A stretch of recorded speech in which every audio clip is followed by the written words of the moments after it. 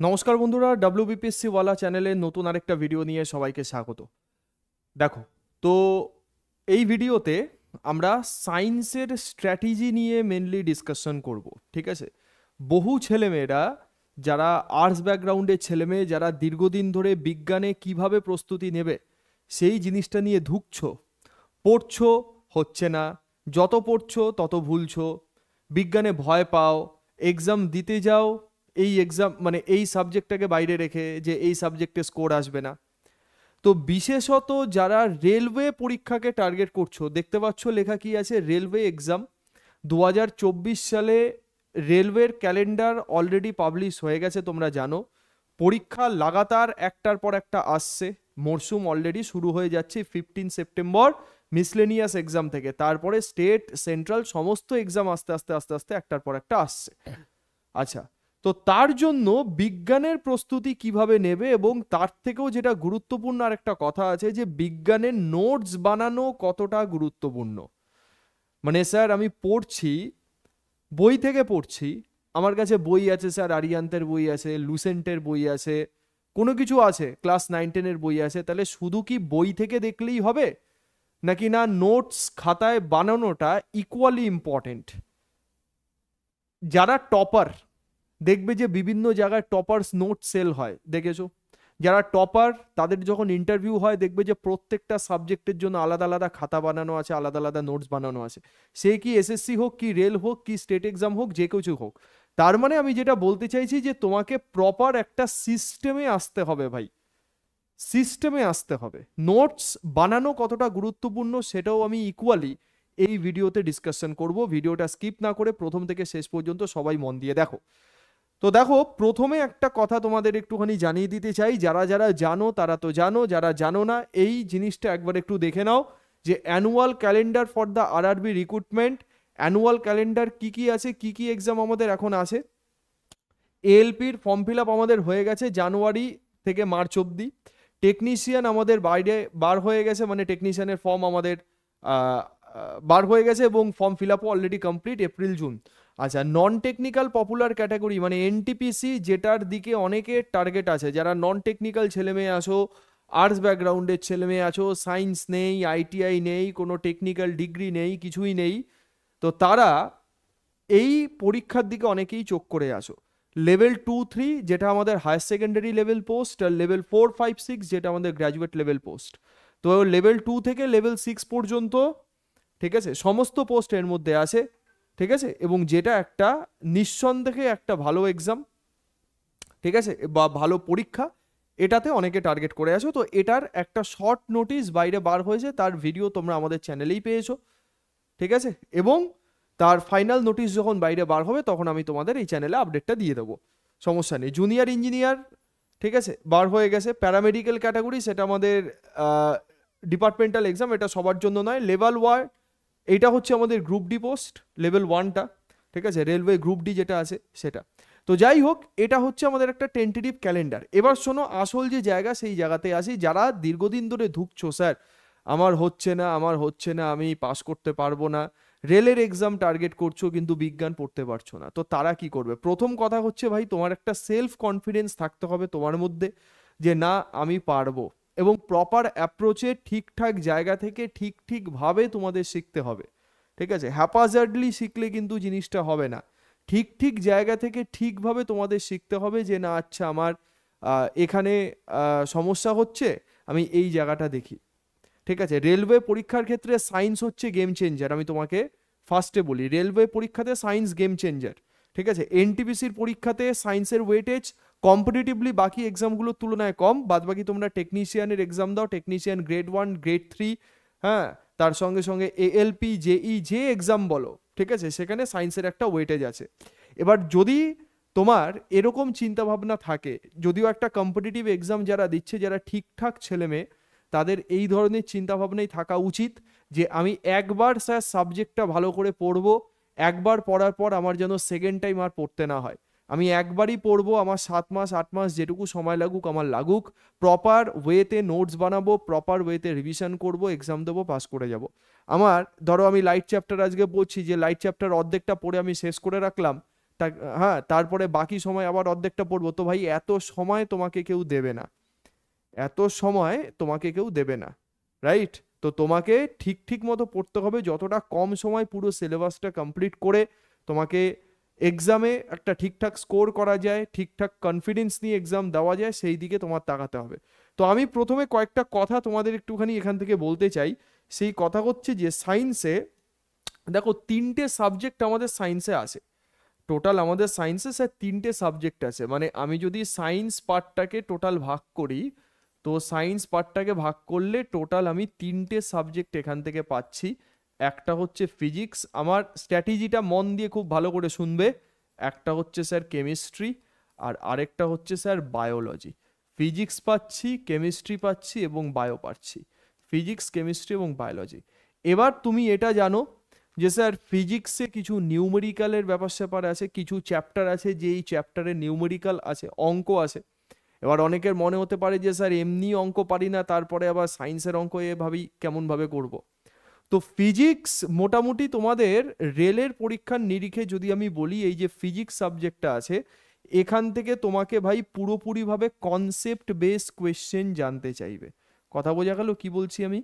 Concept based question মানে এই সাবজেক্টের ওপরে তোমাকে বেশি টাইম ইউটিলাইজ করতে হবে।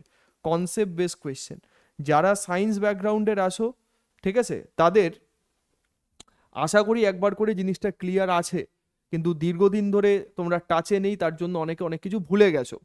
তো ফিজিক্স থেকে তোমাদের কনসেপ্ট বেসড প্রশ্ন দেবে, এবং সব থেকে লজিক্যাল কোয়েশ্চেন। লজিক্যাল কোন সেন্সে? যে স্যার কোয়েশ্চেনের ল্যাঙ্গুয়েজ ঘুরপ্যাচ করা আছে, একটা সিঙ্গেল জিনিসকে সেই রকমভাবে দেওয়া নেই, অপশান ফপশান চেঞ্জ করে দেওয়া আছে, সেইটা এইখান থেকে আসবে। ফিজিক্সের নর্মাল সিলেবাসের সঙ্গে আমাদের নিউমেরিক্যাল যে পোর্শনটুকু আছে, সেই নিউমেরিক্যালের পোর্শনটুকুও এখানে আমাদের অ্যাড হবে। নিউমেরিক্যালও তোমাদের এখান থেকে করতে হবে। বাদ বাকি বায়োলজির তো নিউমেরিক্যাল হয় না, কেমিস্ট্রির নিউমেরিক্যালের যে চ্যাপ্টারগুলো আছে সেই চ্যাপ্টারগুলোর নিউমেরিক্যাল কম্পারেটিভলি আসে না। ফিজিক্সের নিউমেরিক্যাল পরীক্ষাতে বেশি আসে। কোন কোন chapter sir? Light chapter, current chapter, work পর এনার্জি আছে, গ্র্যাভিটেশন আছে, মোশন আছে, নিউটনস লস আছে। এই যে চ্যাপ্টারগুলো আছে সেই চ্যাপ্টারগুলো থেকে কিছু কিছু খুচখাচ নিউমেরিক্যাল এখান থেকে দেয়, এবং সেটা মোটামুটিভাবে আমাদের সিলেবাস যেটা দেওয়া আছে সেটা তোমাদের ফার্স্টে ওটা আমাদের দেখতে হবে যে সিলেবাস যেটা দেওয়া সেটা হচ্ছে আমাদের বলেছে NCERT syllabus up to CBSE class 10th পর্যন্ত, সিবিএসসি 10 স্ট্যান্ডার্ড পর্যন্ত আমাদের সিলেবাস আছে। এবার দেখো এখানে বলা হচ্ছে সিবিএসসি 10 স্ট্যান্ডার্ডের পর্যন্ত, বা কিছু কিছু কোয়েশ্চেন এখান থেকে এমনও চলে আসে যেটা 11-12 লেভেলের, ঠিক আছে। কোথাও কোথাও ম্যাগনেটিজম চ্যাপ্টার এমনই একটা চ্যাপ্টার, ওখান থেকে ক্লাস 11-12 বেস কোয়েশ্চেন চলে আসে। এবার সেগুলো তোমাকে পরীক্ষা হলে দাগিয়ে আসতে হবে। নিতান্ত না পারলে তখন আলাদা কথা, কিন্তু সেই জিনিসটা দাগিয়ে আসতে হবে। যারা সায়েন্স পুরোপুরিভাবে করতে চাইছো তাদের ক্ষেত্রে এই জিনিসটা তোমাকে করতে হবে। যখন তোমাকে মানে যখন তুমি ভেবেছো যে করতে হবে, তখন তোমাকে করতেই হবে। আচ্ছা, এবার আরো একটা গুরুত্বপূর্ণ এবং দামি কথা বলবো। সেই কথাটা হচ্ছে যে সায়েন্সে তুমি যতটা পড়ে যতটা স্কোর করতে পারবে, ভালো করে শোনো আমার কথাটা, খুব দামি কথা এবং গুরুত্বপূর্ণ কথা। সায়েন্সে যতটা এফর্ট দিয়ে তুমি যতটা তাড়াতাড়ি নিজের স্কোরকে বুস্ট আপ করতে পারবে, জিএস পেপারের বাকি সাবজেক্টের স্কোরকে বুস্ট আপ করতে একটু সময় লাগবে। কারণ সায়েন্স হচ্ছে কনসেপ্ট বেস জিনিস। তোমার যদি কনসেপ্টটা ক্লিয়ার থাকে, সেই কনসেপ্ট ক্লিয়ারের পরে তোমাকে সেখান থেকে ঘুরিয়ে ফিরিয়ে যে কোনো জিনিস যেভাবে জানতে চাক তুমি উত্তর দিয়ে দিতে পারবে। কিন্তু তুমি যদি জিএস পেপারের হিস্ট্রি, জিওগ্রাফি, স্ট্যাটিক জিকে তাকে যেই অ্যাপ্রোচে পড়ো, সায়েন্সকে যদি তুমি সেই অ্যাপ্রোচে পড়ো, তাহলে কিন্তু সব কিছু শেষ হয়ে যাবে। মানে তোমার টাইমটাই যাবে, আলটিমেটলি লাভের লাভ কিন্তু কিছু হবে না। এটা একদম পরিষ্কার কান খুলে ঢুকিয়ে নাও যে সায়েন্স সাবজেক্ট বা কোনো জিএস সাবজেক্টই ওয়ান লাইনার অ্যাপ্রোচে পড়া যাবে না। প্রত্যেকটা সাবজেক্টই তোমাকে থিওরি পড়তে হবে ভালো করে, থিওরির পাশাপাশি এমসিকিউ সলভ করতে হবে প্যারালালি। কারণ পরীক্ষাতে মাথায় রাখতে হবে আমাকে এমসিকিউই আসে, কোনো থিওরি কোয়েশ্চেন কিন্তু আসে না। তাহলে আমি যেটুকু থিওরি পড়লাম সেইটুকু থিওরির বেসিসে যে এমসিকিউটুকু আছে সেই এমসিকিউটুকু আমি পাচ্ছি কিনা, প্রত্যেকটা চ্যাপ্টার কমপ্লিট করার পরে সেই এমসিকিউগুলো উত্তর করতে পারছি কিনা, সেই এমসিকিউগুলোর মধ্যে কোনগুলো ভুল হচ্ছে, যেগুলো ভুল হচ্ছে সেগুলো কোন টপিক থেকে এসছে, সেই টপিকটাকে একবার রিভিশন করে নেওয়া, এইটা হচ্ছে প্রপার ওয়ে।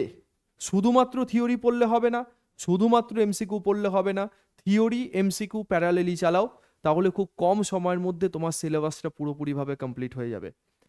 এইটা গেল ব্যাপার। তাহলে ফিজিক্সে আমি কি বলছি, concept based question, numerical based. আচ্ছা, আমি যদি অলমোস্ট দেখো 25 কোয়েশ্চেনের কথা যদি বলি বা 40টা কোয়েশ্চেনের কথা যদি বলি, রেলওয়েতে এক একটা এক্সামের ক্ষেত্রে এক এক রকম সায়েন্সের ওয়েটেজ থাকে। যেমন গ্রুপ ডির ক্ষেত্রে জেনারেল সায়েন্স 25 মার্কস থাকে, টেকনিশিয়ান গ্রেড 3তে পুরো 40 মার্কস আছে। তো তুমি ইকুয়াল ওয়েটেজ যদি তুমি দেখো, তার মানে 3টে সাবজেক্ট আছে, 3টে সাবজেক্টের ওয়েটেজ হিসেবে যদি আমি দেখি, স্যার এটা 33.13%, এটাও আমাদের 33.13%, এটাও তাই। তো এবার 19-20 সেই জিনিসটা হতে পারে। তো তোমাকে মাথায় রাখতে হবে যে আমি এই সাবজেক্টগুলোকে বা এই জিনিসটাকে আমি ইকুয়ালি বাঁটবো, মানে 33%, 33%, 33%।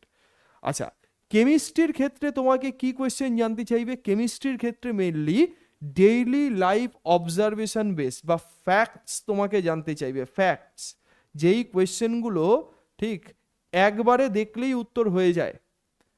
ঠিক আছে, মানে এখান থেকে খুব একটা বেশি মানে কনসেপচুয়াল কোয়েশ্চেন কিছু নয় ভাই, স্ট্রেট ফরওয়ার্ড। এই জন্য কেমিস্ট্রিতে তুমি কম পড়ে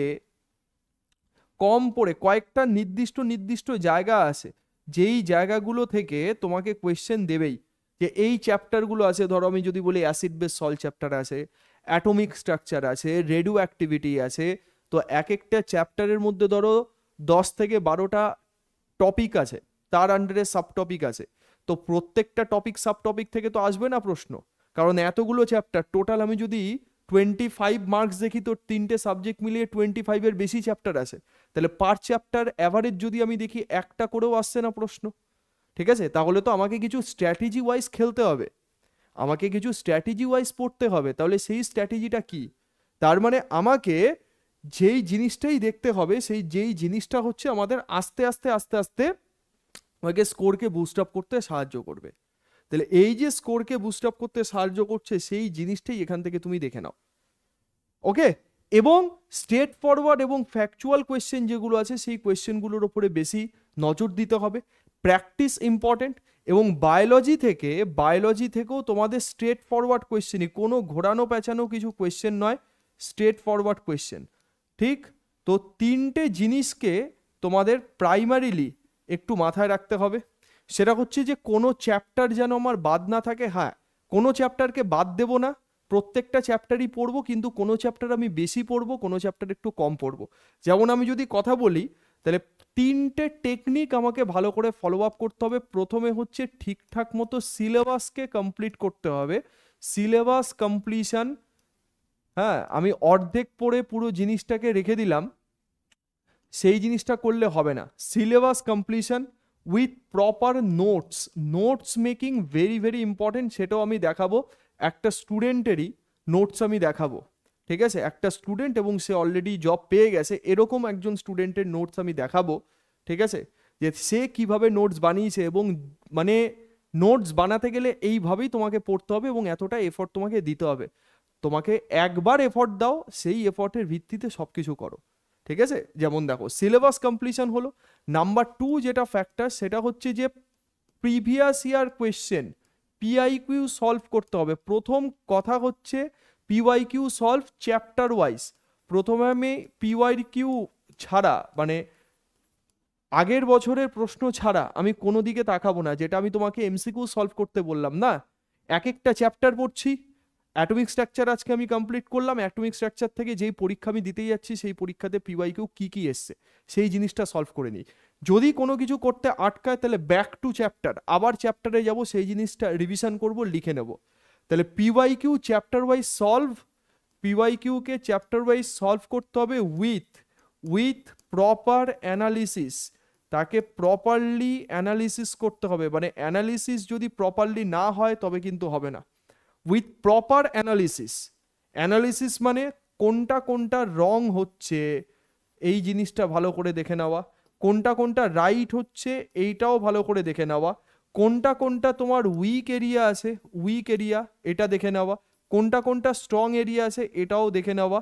এবং যদি পারো তাহলে একটা যাদের সম্ভব হবে একটা শর্ট ডায়েরি মেনটেন করা, ঠিক আছে, ডায়েরি মেনটেন করে প্রত্যেকটা মকে বা তো মানে প্রত্যেকটা চ্যাপ্টার বলো বা প্রত্যেকটা জিনিস বলো সেখানে তোমার কি কি ইমপ্রুভমেন্ট হচ্ছে, পুরো ইমপ্রুভমেন্ট লিস্ট সেই জিনিসটাকে একটা প্রপার জায়গাতে লিখে নেওয়া। এটা তো প্রথমে কি বললাম, তাহলে সিলেবাস কমপ্লিশন উইথ নোটস, তারপরে পিওয়াইকিউ সলভ। প্রাথমিক স্টেজে পিওয়াইকিউ ছাড়া আমি অন্য কিছু দেখবই না, প্রথমেই আমি পিওয়াইকিউ দেখব, সেটা তুমি যে কোনো জায়গাতে অ্যাভেলেবেল পেয়ে যাবে।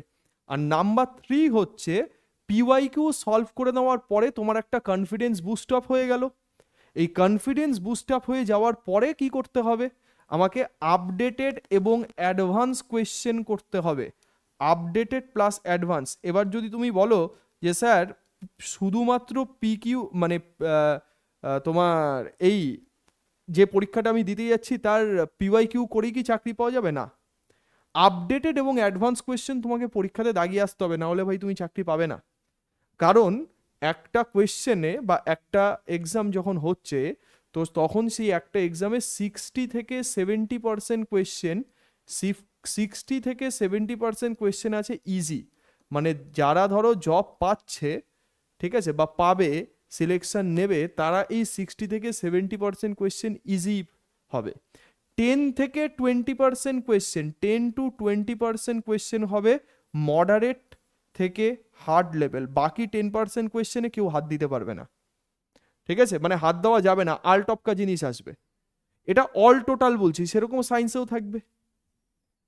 এবার তুমি যদি তার মধ্যে ফুল স্কোর করতে পারো ডেফিনেটলি খুব ভালো, ঠিক আছে, এবং ফুল স্কোর করা যায়, যায় কি না, করা যায়। 60 থেকে 70% ইজি, তুমি পিওয়াইকিউ থেকে ডাইরেক্ট কমন পাবে, ঠিক আছে। 10 থেকে 20% মডারেট এবং হার্ড, ঠিক। এই যে মডারেট থেকে হার্ড হচ্ছে এটা 20 থেকে 25%, 30% পর্যন্ত হতে পারে। এই জায়গাটাতে যে যত বেশি স্কোর করতে পারবে তার সিলেকশন পাওয়ার টেন্ডেন্সি তত হাই হয়ে গেল। এই জায়গাটাই তোমাকে কাট অফ তৈরি করে দেবে এবং বাকিদের থেকে আগিয়ে রাখবে। বাদ বাকি এটা নিয়ে কোনো গল্প নেই, এটা সবাই পারবে।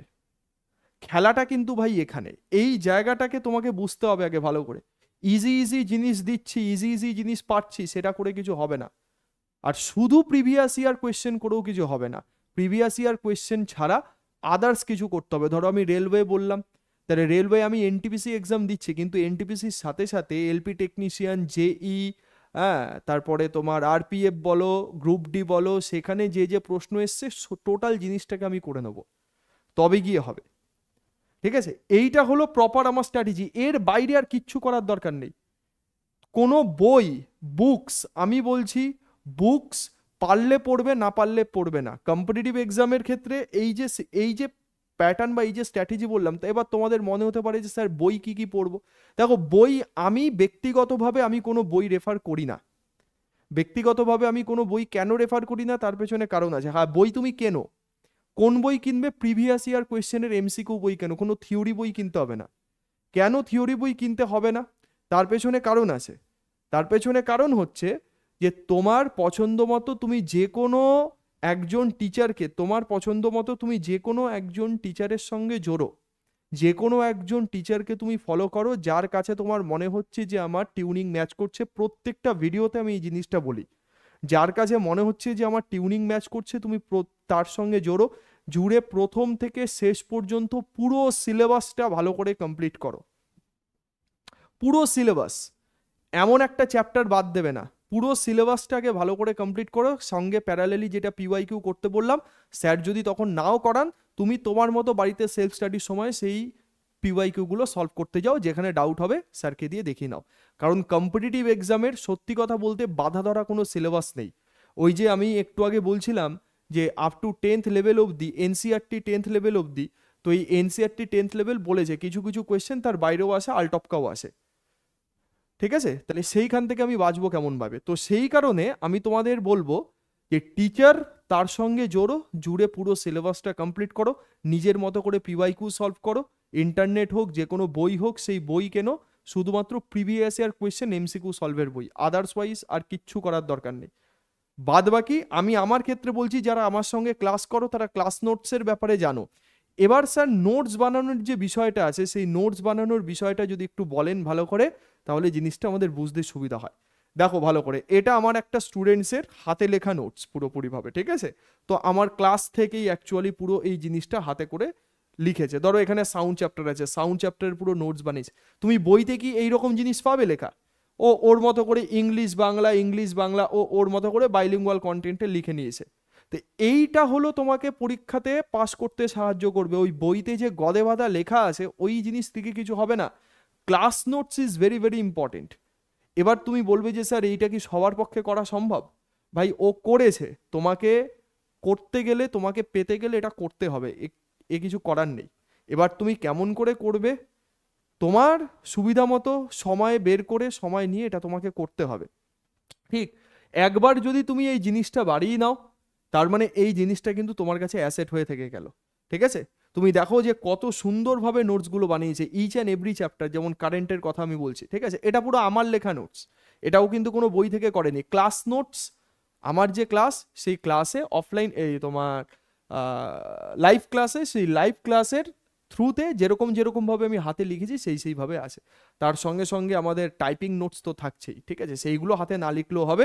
যেটা আমাদের হাতে লেখা জিনিস সেই জিনিসটাকে ভালো করে দেখে নাও।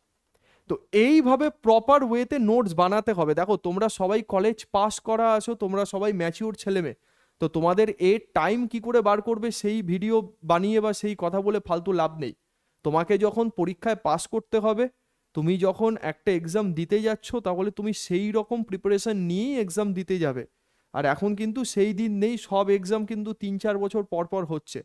ঠিক আছে, তো হাতে সময় আছে, সময়টাকে ঠিকঠাক মতো ইউটিলাইজ করো, নিজের মতো করে সব কিছু সাজাও, সাজিয়ে তার মতো করে আগাও সামনের দিকে।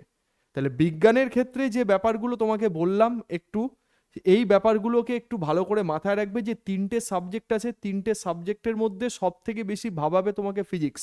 এবার ধরো কারোর কারোর বায়োলজিতে অসুবিধা হয়, কারোর কারোর কেমিস্ট্রিতে অসুবিধা হয়, এটা স্টুডেন্ট ভিত্তিক, তার একাডেমিক ব্যাকগ্রাউন্ড কেমন আছে, কিভাবে সে এতদিন ধরে কমপ্লিট করে এসছে, সব জিনিস তার উপরে ডিপেন্ড করে। ঠিক আছে, তো বেশি কোয়েশ্চেন ঘোরানো হচ্ছে ফিজিক্স, এবং প্র্যাকটিসও তোমাকে এখান থেকে বেশি করতে হবে। ওকে ভাই, তাহলে এই হলো ব্যাপার, আর এইটা হচ্ছে আমাদের ছাঁচ। এর বাইরে কম্পিটিটিভ এক্সাম পাস করার অন্য কোনো বিকল্প রাস্তা নেই তোমার। প্র্যাকটিস, তার সঙ্গে থিওরি, তার সঙ্গে আমার মক টেস্ট।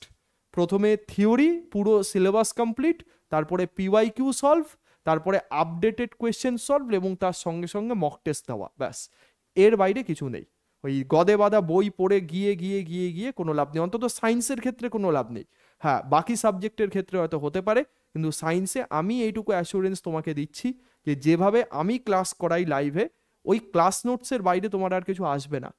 যদি কিছু থাকে তাহলে সেটা আপডেটেড MCQ বা অ্যাডভান্স MCQ যেগুলো তোমায় বললাম, তার মধ্যে সেই জিনিসটা পুরো ক্লিয়ার করা থাকবে বা কমপ্লিট করা থাকবে। ঠিক আছে, তো এর বাইরে আর কিছু নেই। ঠিক, তো প্রপার ওয়েতে নোটস বানাও, প্রপার ওয়েতে নোটস বানাও, নোটস বানিয়ে ঠিক ঠিক মতো তোমরা ইউটিলাইজ করো, সেই জিনিসগুলোকে ভালো করে করো। আশা করি আগামী দিনে সবাই পাস করবে। ঠিক আছে, একটু ভালো করে খাটো তোমরা। যারা ভিডিওটা দেখছো, যারা সিরিয়াস ক্যান্ডিডেট, তারা আসলেই এটা বুঝতে পারবে যে আমি কি বলতে চাইছি। এই কথার মাথায় নিয়ে ঠিকঠাক মতো ইউটিলাইজ করো সময়টা। আগামী দিনে অনেক এক্সাম আছে, অনেকগুলো সুযোগ আছে। ঠিক আছে, 26-এ ভোট আছে, তার আগেও অনেকগুলো চান্সেস আসবে, তোমরা জানোই। তো এই সুযোগে একটা এক্সামকে ক্র্যাক করে নিয়ে, ঠিক তারপরে তোমার যদি কোনো ড্রিম এক্সাম থাকে, তো ড্রিম এক্সামের দিকে তুমি আগাও। ঠিক আছে, চলো নেক্সট ভিডিওতে সবার সঙ্গে আবার দেখা হবে। আশা করি এই ভিডিওটা তোমাদের কাছে অনেকের কাছে অনেকটা হেল্পফুল হলো। কি কি করতে হবে, যারা রেগুলার বেসিসে ক্লাস করছো তারা করো, যারা এখনো পর্যন্ত আমাদের চ্যানেলে কোনোভাবে যুক্ত হতে পারোনি, ঠিক আছে, তারা আমাদের চ্যানেলের সঙ্গে যুক্ত হতে পারো, এবং সেখানে তোমরা বিভিন্ন ক্লাসেস পাবে, এবং সেই ক্লাসেসগুলো থেকে তোমরা নিজেদের ইমপ্রুভ করতে পারবে। ইউটিউবে গিয়ে সার্চ করবে WBPSC-ওয়ালা, এরকম চ্যানেল আসবে, সেই চ্যানেলের সঙ্গে যুক্ত হও, এবং সেখানে বিভিন্ন ক্লাসেস কিন্তু আমাদের চলছে। ওকে, বিভিন্ন ক্লাসেস, ঠিক, এবং সেখান থেকে আমাদের সমস্ত ক্লাসেসগুলো আমাদের দেখতে পাবে। যা যা ক্লাসেস আমাদের হয় আর কি, বা যা যা আছে আমাদের, সব কিছু তোমরা দেখতে পারবে। এখানে ফোল্ডার করে সব কিছু ভাগ করে দেওয়া আছে, জাস্ট একবার চ্যানেলটাতে ঘুরে এসো। ঠিক আছে, এবং এখান থেকে যা যা কন্টেন্ট পাবে সেটা তোমার এক্সাম ক্র্যাক করতে বিশেষভাবে সাহায্য করবে। ঠিক আছে, আর নতুন করে বলার কিছু নেই। সবাই ভালো থেকো, সুস্থ থেকো, টাটা। নেক্সট একটা ভিডিওতে আবার সবার সঙ্গে দেখা হবে। জয় হিন্দ।